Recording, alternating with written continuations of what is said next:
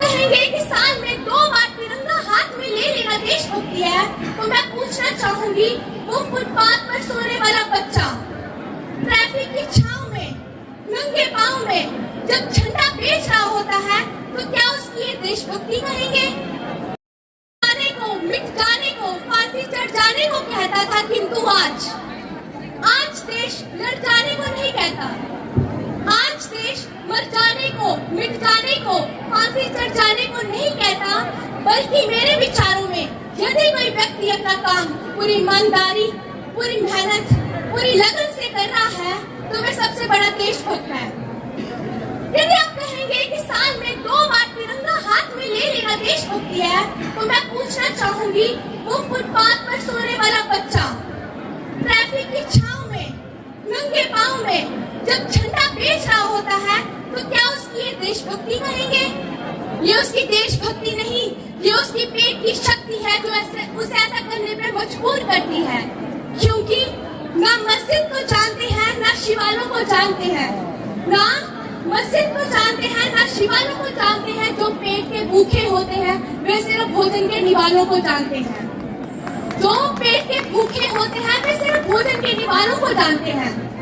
अपने परिवार, अपने समाज, अपने देश का समर्पण का भाव है हमारी देशभक्ति, और हर देशद्रोही के जीवन में आने वाला तूफान है हमारी सच्ची देशभक्ति, ताकि हर देशद्रोही ये समझ सके कि अगर तू परिंदा है तो ये आसमान तेरा है, अगर तू परिंदा है तो ये आसमान तेरा है, अगर तू दरिंदा है तो ये शमशान तेरा है। रहना है तो रह भाईचारे से इस जमीन पर, वरना ये कब्र भी तेरी है और ये कब्रिस्तान भी तेरा है। हम एक ऐसे समाज में जीते हैं जहाँ पत्थर की मूर्ति को लगते हैं 56 भोग, पत्थर की मूर्ति को लगते हैं 56 भोग, और भूखे नंगे तड़पते सो जाते हैं वो लोग। मजदूर को मजदूर समझिए, मजबूर नहीं। गरीब को काम दीजिए, दान नहीं।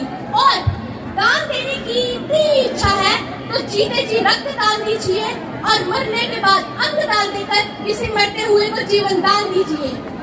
यही है सच्ची देशभक्ति और यही है सच्चा राष्ट्र प्रेम। ना रब मेरा है, ना सरकार मेरी है, ना रब मेरा है, ना सरकार मेरी है, ना ही ये बड़ा सा नाम मेरा है, परंतु इतनी सी बात का गुरूर है मुझमें कि मैं भारत की हूँ और ये भारत मेरा है। पर एक वैचारिक बीमारी मुझे मेरे समाज में नजर आती है, एक वैचारिक बीमारी है जो मुझे मेरे समाज में नजर आती है। कहा जाता है हम दुनिया के सबसे बड़े लोकतंत्र में रहते हैं, जहाँ हिंदू पैदा होते हैं, मुस्लिम पैदा होते हैं, सिख और ईसाई भी पैदा होते हैं, पर बदकिस्मती है अब अच्छे इंसान पैदा नहीं होते। और मेरे विचारों में ना हिंदू की जरूरत है, ना मुस्लिम की जरूरत है, ना हिंदू की जरूरत है, ना मुस्लिम की जरूरत है। राष्ट्र निर्माण के लिए केवल एक अच्छे इंसान की जरूरत है।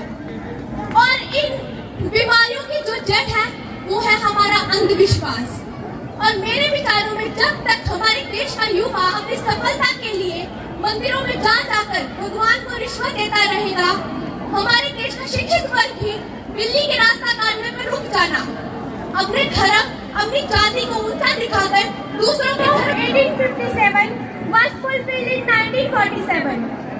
I support each and every Indian who aspires for the betterment of our nation. सबसे पहले मैं आपको मुबारकबाद देना चाहूँगा हमारे इंडिपेंडेंस डे पे। जैसा कि जानते हैं आप, बहुत बड़ी स्ट्रगल के बाद 100 साल की फ्रीडम मूवमेंट के बाद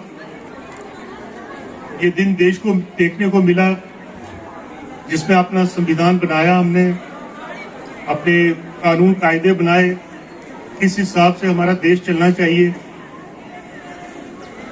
ये उस दिन लागू किया गया 1950 में। ये सब बहुत बड़े त्याग, बलिदान के बाद ये दिन हमको देखने को मिला। 200 साल की गुलामी के बाद मैं आप सबको बड़ी बड़ी मुबारकबाद देना चाहूंगा। इसके साथ ही एक हम कार्यक्रम इतना बड़ा नहीं कर पा रहे हैं कुछ सालों से, क्योंकि कोविड की अब तीसरी लहर आ चुकी है और आप सबको मैं कहना चाहूंगा कि जो भी रिस्ट्रिक्शंस हैं, जो भी कोविड एप्रोप्रिएट बिहेवियर है उसका पालन करें, इसको हल्के में बिल्कुल ना लें, क्योंकि अभी भी हमारे यहाँ बिलावर में काफी केसेस आ रहे हैं और लगातार आ रहे हैं। तो इसके लिए हमको जो भी रिस्ट्रिक्शन करनी पड़ती है, आपको तकलीफ होती है काफी, लेकिन इसके अलावा कोई चारा नहीं है।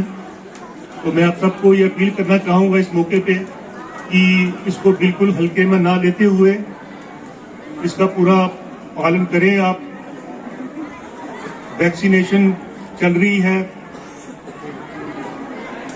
वैक्सीनेशन ऑलमोस्ट तकरीबन सबको 2 डोज हो चुकी है और जो भी हमारे जो फ्रंटलाइन वॉरियर्स हैं उनके लिए हम स्पेशल तीसरी डोज भी लगा रहे हैं। तो मैं चाहूंगा कि आप सब वो भी लगाएं।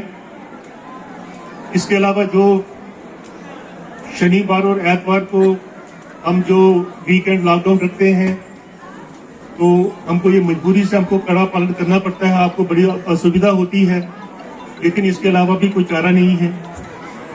तो मैं सब आपको अपील करना चाहूंगा इस मौके पे कि आप सब एडमिनिस्ट्रेशन के साथ पूरा कोऑपरेट करें और आपकी सुरक्षा, हमारी सुरक्षा सब इसी में है कि आप इसका पूरा ध्यान रखें। निरीक्षण का क्रम यहाँ पे पूरा करते हुए धीरे धीरे एक बार फिर से मंच के लिए प्रस्थान करते हुए दोस्तों, हमें भारतीय होने पर गर्व है।